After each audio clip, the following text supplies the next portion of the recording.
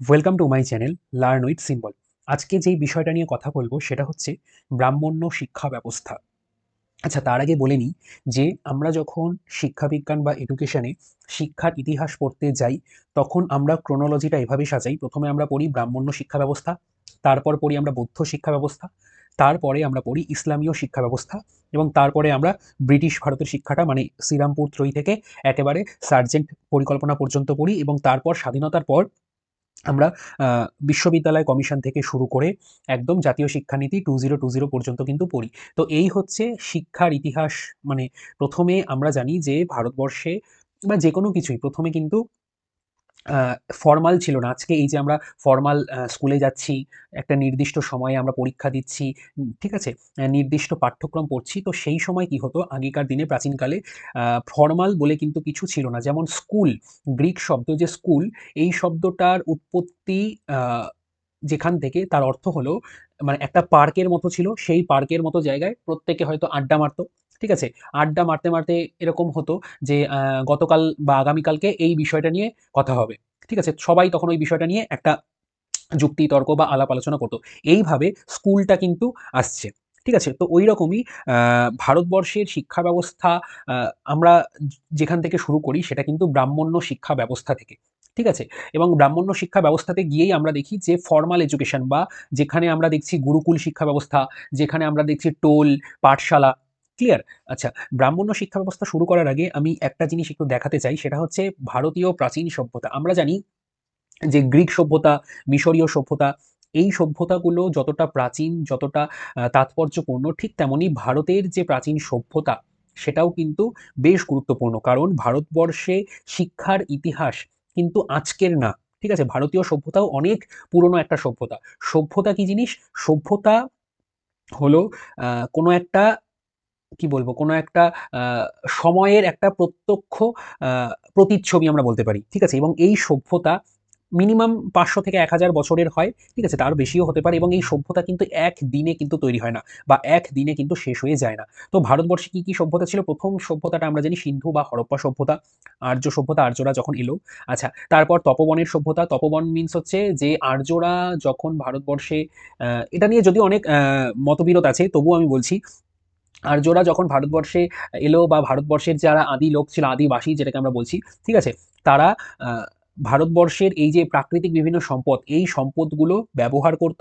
ব্যবহার করে তারা সুখ এবং স্বাচ্ছন্দ্য বোধ করত। ঠিক আছে? এবং যখন আ তোমরাই ভাবো যখন আমাদের বিভিন্ন বায়োলজিক্যাল নিডস গুলো যখন আমাদের পূরণ হয়ে যাবে, তখন আমাদের কিন্তু মেন্টাল নিডস শুরু হয়। ঠিক আছে? ওই তপবনের সময়টাতেও কি হতো? তপবনের সময়টাতেও মানুষের মধ্যে জ্ঞানের চাহিদা দেখা দিল। ঠিক আছে? অর্থাৎ মানুষ ধীরে, ধীরে সভ্যর দিকে এগোচ্ছে। ক্লিয়ার? আচ্ছা, তারপর আমরা যেটা দেখতে পারি সেটা হচ্ছে আদি বৈদিক সভ্যতা বা উপনিষদীয় সভ্যতা বলে। এগুলো না এক্সাক্ট না। ঠিক আছে? এগুলো বিভিন্ন বইতে বিভিন্ন রকম আছে। তো এটা ১৫০০ বিসি থেকে ১০০০ বিসি পর্যন্ত। তারপর আমরা বলতে পারি ব্রাহ্মণ্য যুগ, যেটা ১০০০ থেকে ৫০০ বিসি পর্যন্ত, এবং তারপরে আমরা দেখতে পারি বৌদ্ধ যুগ, তারপরে আমরা দেখতে পারি যে ইসলামীয় যুগ, তারপরে আমরা বিভিন্ন ইস্ট ইন্ডিয়া কোম্পানিগুলো, এবং সর্বশেষে আমরা ব্রিটিশদের প্রভাবটা কিন্তু ভারতবর্ষে দেখতে পারি। তো আজকে আমরা আলোচনা করব এই যে ব্রাহ্মণ্য যুগের ভারতবর্ষের শিক্ষাটা কিরকম ছিল সেটা নিয়ে। ঠিক আছে? চলো তাহলে কথা না বাড়িয়ে শুরু করি ব্রাহ্মণ্য শিক্ষা ব্যবস্থা। ক্লিয়ার? আচ্ছা, ব্রাহ্মণ্য শিক্ষার লক্ষ্য কি ছিল? ব্রাহ্মণ্য শিক্ষার লক্ষ্য ছিল আত্মজ্ঞান বা আত্ম উপলব্ধি বা আত্মানাং বৃদ্ধি। মানে আত্মজ্ঞান বা আত্ম উপলব্ধি আমরা সবাই জানি সেলফ রিয়ালাইজেশন। ঠিক আছে? নিজেকে জানা, নিজের দুর্বলতাকে জানা, নিজের শক্তিকে জানা, নিজেকে জানা মানে নিজেকে উপলব্ধি করা, নিজের ফিলিংস গুলোকে বোঝা, নিজের সম্পর্কে জানা, নিজের চাহিদাকে বোঝা, নিজের ইচ্ছাকে বোঝা, নিজের পারদর্শিতাকে বোঝা। ঠিক আছে? সেটাই হচ্ছে আত্মজ্ঞান বা আত্ম উপলব্ধি। ক্লিয়ার? এটা ছিল এই শিক্ষার প্রধান লক্ষ্য। তারপরে আত্মপ্রত্যয় সৃষ্টি, নিজের একটা মূল্যবোধ তৈরি করা, যেটাকে সেলফ এস্টিম বলছি, বা নিজের সম্মান তৈরি করা, হুম? তারপর নিজেকে কন্ট্রোল করা। ক্লিয়ার? আচ্ছা, তারপরে সা বিদ্যা যা বিমুক্তয়, অর্থাৎ ব্রাহ্মণ্য শিক্ষাটা না টোটালটাই আইডিয়ালিজমের ওপর বেস করে তৈরি হয়েছিল। আইডিয়ালিজম যেমন ফিলোসফিতে আমরা যখন আইডিয়ালিজম পড়তে যাই, তখন আমরা দেখি যে আইডিয়ালিজম বা ভাববাদ বা আদর্শবাদ পরমাত্মার সঙ্গে একটা কানেকশনের চেষ্টা করে। সে বলে এই জড়জগৎ হলো কি মিথ্যা, জড়জগৎ যেহেতু পরিবর্তনশীল, তাই জড়জগৎ হলো মিথ্যা। এই জড়জগৎ ছাড়াও আরেকটা জগৎ আছে, সেটা হচ্ছে কি ভাবের জগৎ, সেটা হচ্ছে পরমাত্মার সঙ্গে নিজেকে একাত্ম করা, পরমাত্মার মধ্যে বিলীন হয়ে যাওয়া। ওই জন্যই ব্রাহ্মণ্য শিক্ষারও লক্ষ্য ছিল যে সা বিদ্যা যা বিমুক্তায়, বিদ্যা কি করবে বা জ্ঞান কি করবে, মানুষকে অন্ধকার থেকে বাইরে বের হতে সাহায্য করবে। যেমন অস্তমা স্কদময়, তমসমা জ্যোতির্গময়, মৃত্যুমা মৃত্যঙ্গময়। ঠিক আছে? কি আনরিয়াল টু রিয়াল। ঠিক আছে? তারপর হচ্ছে ডার্কনেস টু লাইট। তো এরকম আছে যে অন্ধকার থেকে বের করে আনবে। ঠিক আছে? মৃত্যু থেকে জীবনের স্বাদ করতে সাহায্য করবে। ক্লিয়ার হলো? তো এই হচ্ছে সা বিদ্যা ইয়া বিমুক্তয়। আচ্ছা, তারপরে আমরা দেখতে পারি পরমাত্মার সান্নিধ্য, পরমাত্মার মধ্যে বিলীন হয়ে যাওয়া। যেমন আমরা এই কোটেশনটা সবাই জানি হয়তো, বহুরূপে সম্মুখে তোমার ছাড়ি কথা খুঁজিছ ঈশ্বর, জীবে প্রেম করে যেই জন সেই জন সেবিছে ঈশ্বর। পরমাত্মার মধ্যে নিজেকে বিলীন করা। তারপরে আমরা দেখতে পারি পূর্ণতা লাভ, অর্থাৎ স্বামী বিবেকানন্দের কোটেশনটা তো সবাই আমরা জানি, education is the manifestation of perfection already in man. নিজের মধ্যেই সমস্ত কিছু আছে। যেমন একটা চকমকি পাথরের মধ্যে কি আগুনটা লুকিয়ে থাকে, জাস্ট ওটাকে ঘষার প্রয়োজন। ওই রকমই মানুষের ভেতরে অলরেডি সমস্ত কিছু থাকে, জাস্ট ওটাকে প্রকাশ করতে হবে। ক্লিয়ার হলো? তো এই গেল শিক্ষার লক্ষ্য। এবার আমরা দেখবো ব্রাহ্মণ্য শিক্ষার পদ্ধতি। আচ্ছা, প্রথম যেটা আছে সেটা হচ্ছে উপক্রম। উপক্রম মানে হচ্ছে শিক্ষার্থীদের পূর্ব জ্ঞান যাচাই করা। তারা আহ, নতুন বিষয় গ্রহণ করার জন্য প্রস্তুত কিনা, বা ইন্দ্রিয় পরিমার্জন যেটাকে আমরা বলছি, আধুনিক শিক্ষা যেটাকে আমরা বলছি, প্রিভিয়াস নলেজ চেক করা। ঠিক আছে? তারপরে যখনই চেক হয়ে গেল তখনই শ্রবণ, কারণ আমরা জানি যে বেদ নির্ভর ছিল এবং বেদ শুনে শুনে মনে রাখতে হতো। শ্রুতি বেদের অপর নাম। তো গুরুর মুখের অমৃত বাণী, ঠিক আছে, সেটা শুনতে হতো। শুনে কি করতে হতো, সেটাকে অভ্যাসের মাধ্যমে আবৃত্তি করতে হতো। আবৃত্তি করা বিষয়কে কি করতে হতো, যুক্তি তর্ক আলোচনার মাধ্যমে মনন করতে হতো, অর্থাৎ বিষয়বস্তুর গুরুত্ব উপলব্ধি করতে হতো। এবং সর্বশেষ পর্যায়ে হচ্ছে নিদিধ্যাস। নিদিধ্যাস মানে হচ্ছে সেই বিষয়কে একাত্ম চিত্তে ধ্যানের মাধ্যমে সেই বিষয়ের সত্যতা উপলব্ধি করতে হতো। তো এই ছিল ব্রাহ্মণ্য শিক্ষার শিক্ষণ পদ্ধতি: উপক্রম, শ্রবণ, আবৃত্তি, মনন, নিদিধ্যাস।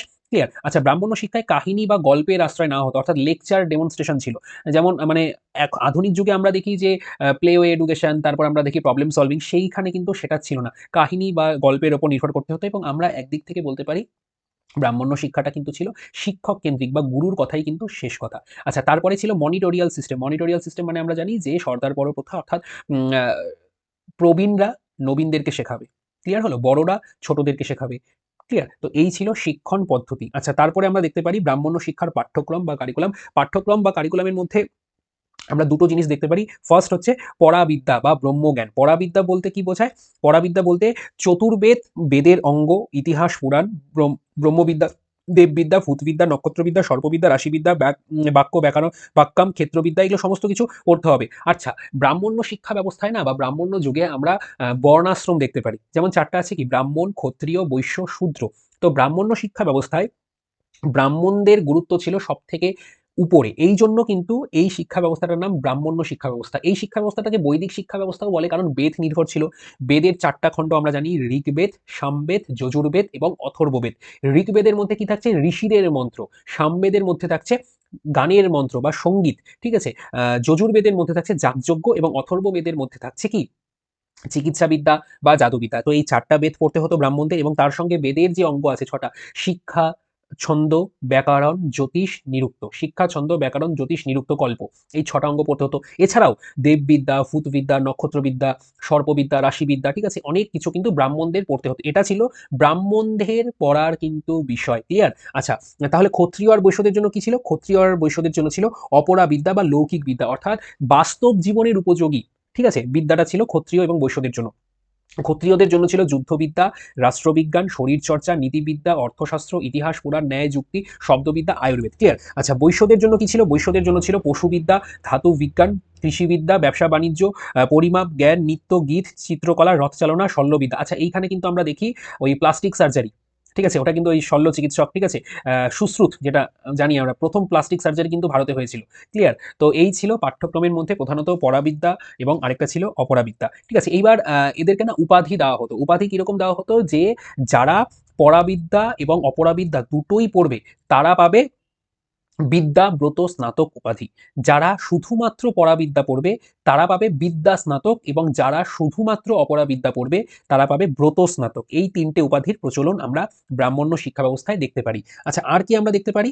শৃঙ্খলা এবং বিধিনিষেধ। ব্রাহ্মণ্য শিক্ষা ব্যবস্থায় দিবানিদ্রা, স্ত্রী সঙ্গ, গন্ধদ্রব্য, মালা, চন্দন, থুতু ফেলা, হেলান দিয়ে বসা যাবে না, পায়ের উপর পা তুলে বসা যাবে না, হাস্যরস পরিহাস করতে হবে, জুয়া খেলা, গুরুপাক, খাদ্য, এগুলো সমস্ত কিছু কি, সমস্ত কিছু নিষিদ্ধ ছিল, অর্থাৎ শৃঙ্খলা ছিল কিন্তু কঠোর, এবং শিক্ষক শিক্ষার্থীর সম্পর্ক ছিল মধুর।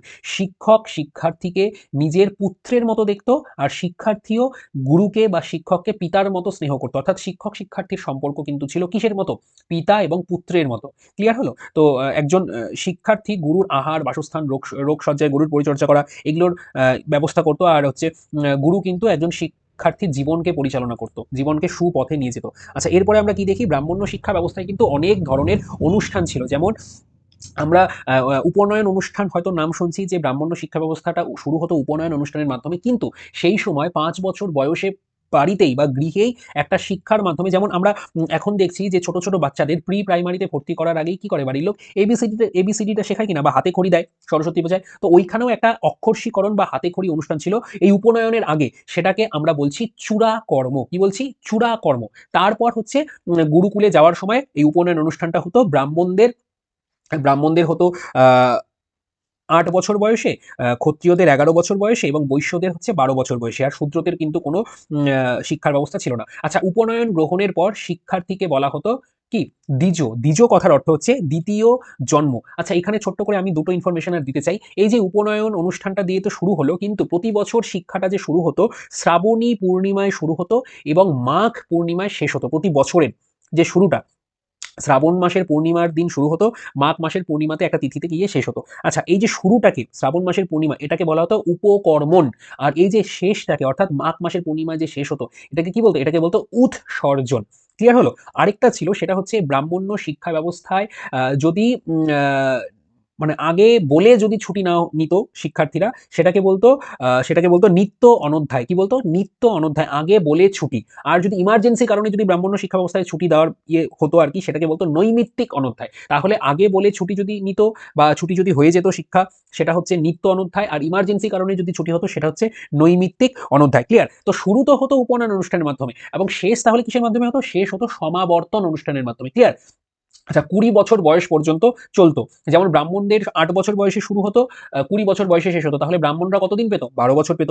ক্ষত্রিয়রা পেত ৯ বছর, এবং বৈশ্যরা পেত কিন্তু ৮ বছর। ক্লিয়ার? আচ্ছা, তারপরে আমরা দেখতে পারি যে ব্রাহ্মণ্য শিক্ষা ব্যবস্থার একটা বিখ্যাত শিক্ষা প্রতিষ্ঠান ছিল তক্ষশিলা। এই তক্ষশিলাতে যাওয়ার আগে আমি আরো কিছু ব্রাহ্মণ্য শিক্ষা সম্পর্কে বলতে চাই। ব্রাহ্মণ্য শিক্ষা ব্যবস্থায় ভাষা কি ছিল? ব্রাহ্মণ্য শিক্ষা ব্যবস্থায় ভাষা প্রথম দিকে ছিল সংস্কৃত, এবং পরের দিকে ছিল হচ্ছে পালি। ক্লিয়ার? আচ্ছা, ব্রাহ্মণ্য শিক্ষা ব্যবস্থায় নারী শিক্ষা ছিল। যেমন অপলা, বিদুষী, ঠিক আছে? এদের কথা আমরা জানতে পারি, গার্গী, লোপামুদ্রা, এদের কথা জানতে পারি। এদেরকে বলা হতো ব্রহ্মবাদিনী। কি বলা হতো?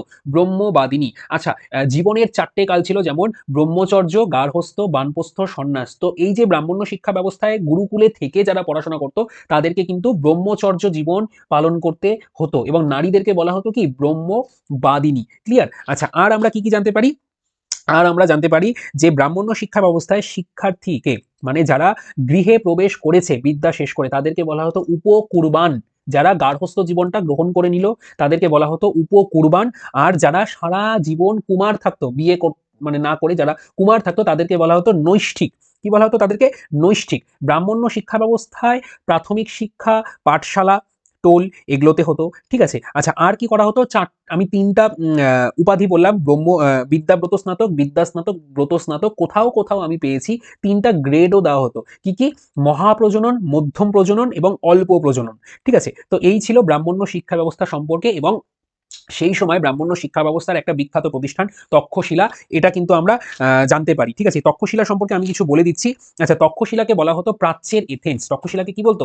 প্রাচ্যের এথেন্স। যেমন আমরা এরপরে গিয়ে শুনবো নালন্দা, বিক্রমশিলা। তো নালন্দা, বিক্রমশিলা ছিল বৌদ্ধ শিক্ষার প্রতিষ্ঠান, আর তক্ষশিলা ছিল ব্রাহ্মণ্য শিক্ষার প্রতিষ্ঠান। ঠিক আছে? উচ্চশিক্ষার প্রতিষ্ঠান। তো তক্ষশিলা মানে কোনো নির্দিষ্ট একটা বিশ্ববিদ্যালয় ছিল না। বিভিন্ন ছোট ছোট জায়গায়, ঠিক আছে? অনেক জায়গা ঘিরে শিক্ষকরা বা গুরুমশাইরা ব্যক্তিগতভাবে শিক্ষাদান করতেন। ঠিক আছে? অর্থাৎ নির্দিষ্ট কোনো বিশাল যে একটা সেন্টার ইউনিভার্সিটি থাকবে, যেটা আমরা নালন্দায় দেখতে পারি, যেটা আমরা বিক্রমশিলায় দেখতে পারি, সেটা কিন্তু এই তক্ষশিলায় ছিল না। ঠিক আছে? তক্ষশিলা সম্পূর্ণভাবে ছিল সম্পূর্ণভাবে আবাসিক ছিল না। ঠিক আছে? যেমন মানে হস্টেল কিন্তু তক্ষশিলায় আমরা দেখতে পাই না। আচ্ছা, তক্ষশিলাতে কি করা হতো? তক্ষশিলাটা ছিল হচ্ছে তৎকালীন গান্ধার রাজ্যের রাজধানী ছিল হচ্ছে তক্ষশিলা। যেটা বর্তমানে কোথায় চলে গেছে? যেটা বর্তমানে চলে গেছে কিন্তু পাকিস্তানে।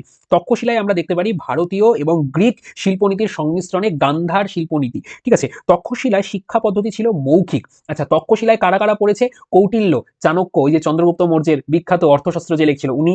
ঠিক আছে? পাণিনি, পাণিনি ছিল বিখ্যাত একজন দার্শনিক। আচ্ছা, তারপর আমরা দেখতে পারি জীবক, যে ছিল বুদ্ধদেব, গৌতম বুদ্ধের যে চিকিৎসক ছিল, এরা ছিল এখানকার স্টুডেন্টস। আচ্ছা, আর কি দেখতে পারি? তক্ষশিলায় মনিটোরিয়াল সিস্টেম বা সর্দার পড়ো প্রথা দেখতে পারি, অর্থাৎ প্রবীণরা নবীনদেরকে শেখাবে। এবং তক্ষশিলায় আমরা দু প্রকার শিক্ষক দেখতে পারি। একজনকে বলা হতো শিষ্ট।